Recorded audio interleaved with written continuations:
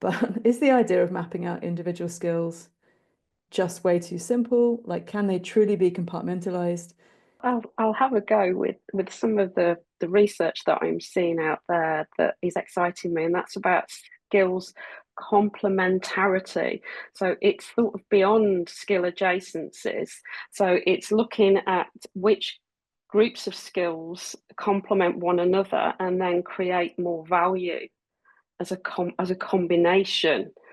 So there's some research by, I think it's Oxford University are involved in this research, and I think it's really important for learning and development to start to look at because it will get them to again think very differently about their investments. I think there are three separate ways to think about skills in connection with each other. So one is adjacency, right? And I think it's exactly what Teresa said. Like how easy is it for you to go from this upskill from or go from this skill to this skill? Like how connected are they?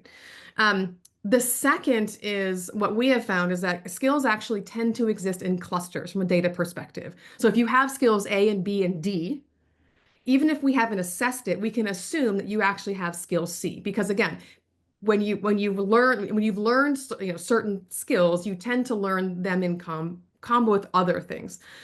So that's another factor. And what we have found is that we do need to measure the granular skills, but actually from a data perspective, we actually have shifted more and more and more to looking at the cluster. You can't get clusters without the individual components. So you really have to do both.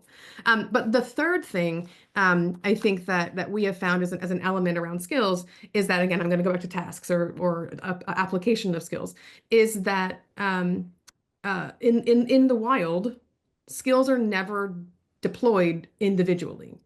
Like they always are being used together in order to do meaningful work. Like it's really thinking differently as opposed to, I think we all have agreed that just having a learning library and say go at it doesn't work. Now we have to go even deeper and get even more targeted in what we're doing. And not all L&D organizations have teams have operated this way.